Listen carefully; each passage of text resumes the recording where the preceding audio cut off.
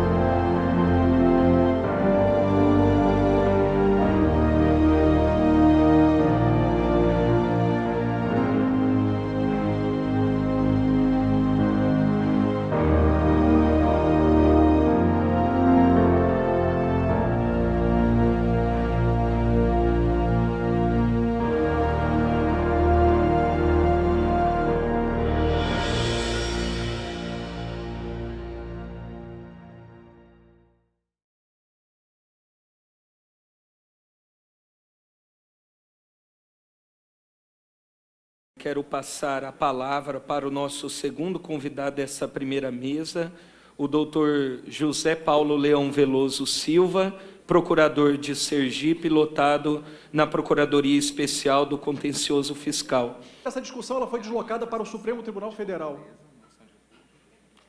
Por que o deslocamento para o Supremo? O motivo é simples. Houve uma judicialização efetiva da política.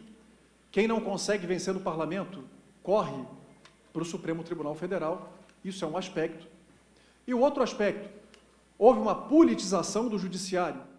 Hoje fala-se muitíssimo da judicialização da política, fala-se muitíssimo do ativismo judicial.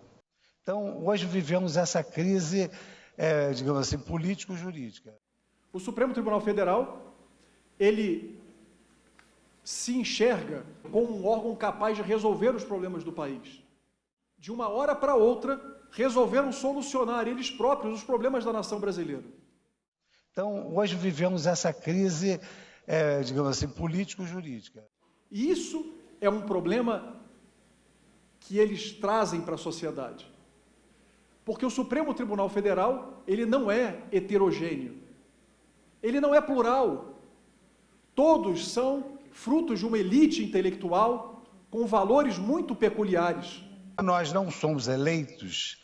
Só o parlamento coleta essa multiplicidade de ideias, essa divergência social, que pode vir a produzir uma norma determinando uma conduta X ou Y.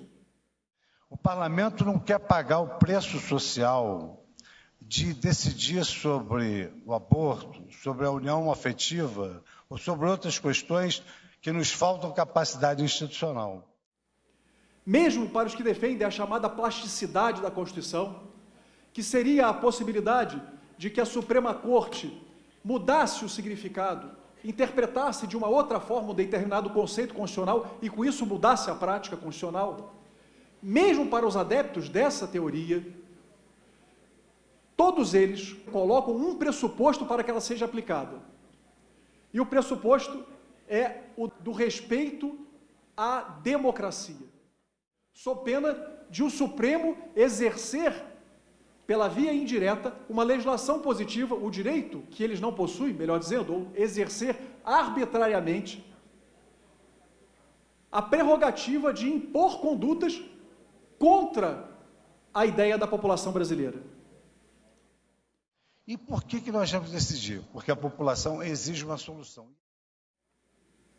O que mudou, então? Vejam que a Constituição de 37 foi a Constituição que amparou o Código Penal de 1940. A norma penal sobreviveu à Constituição de 37, à Constituição de 46, à Constituição de 67, à emenda número 1 de 69, e há 30 anos sobrevive à Constituição de 1988. O que mudou para que agora se retome a discussão dessa forma? Mudou, então, a maneira como a população brasileira enxerga esses valores?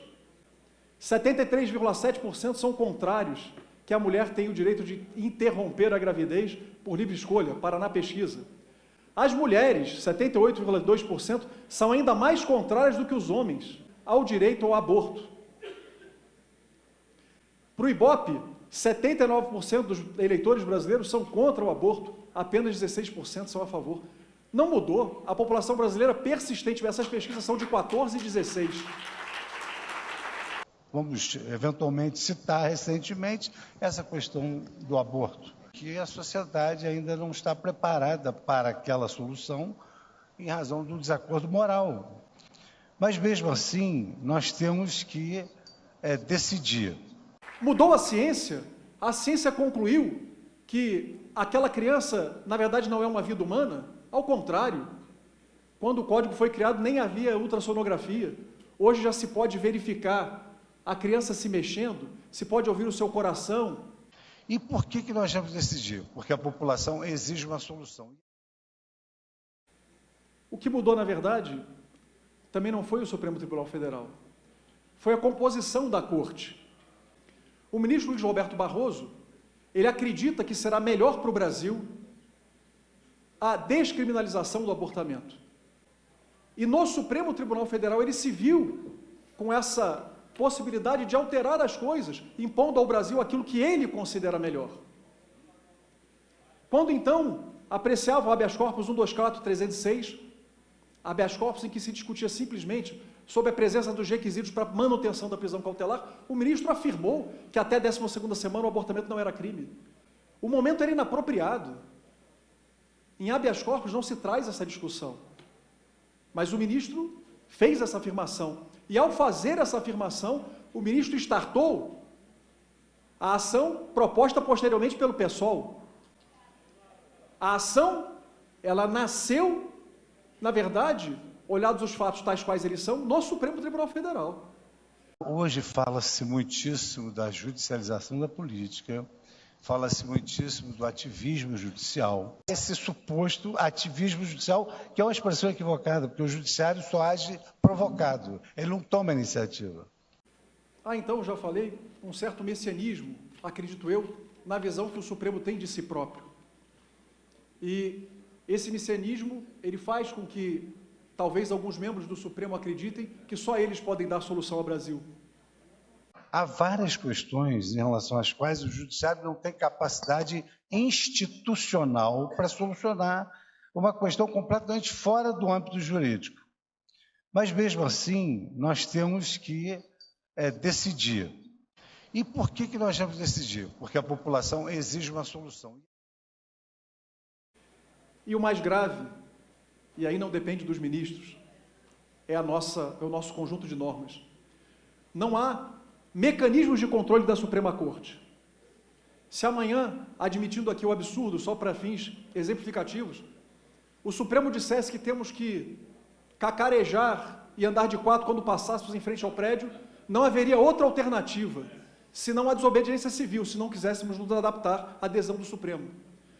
Então, como eles não querem pagar o preço social, e como nós não somos eleitos, nós temos talvez um grau de independência maior, porque não devemos satisfação, depois da investidura, a absolutamente mais ninguém. Se o parlamento erra, recorre-se à Corte. Mas se o Supremo erra, recorre-se a quem?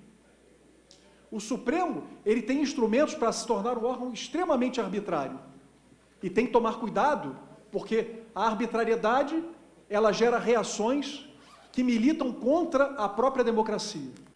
O Supremo é o local para preservar os direitos ou para garantir o exercício dos direitos, não o lugar para se conquistar direitos. O lugar onde se conquista os direitos é aqui.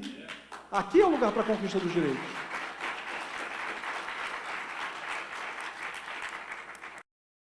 Essas questões todas deveriam realmente, como você afirmou, deveriam ser resolvidas pelo parlamento.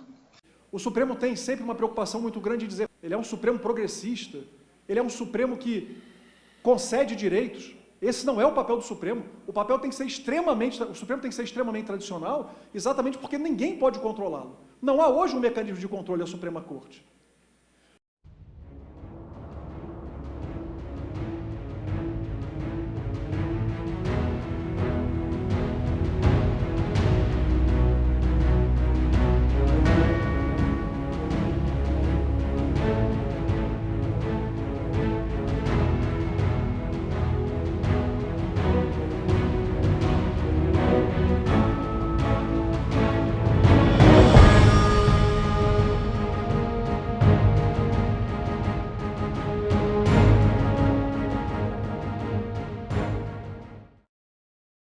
Não devemos satisfação, depois da investidura, a absolutamente mais ninguém.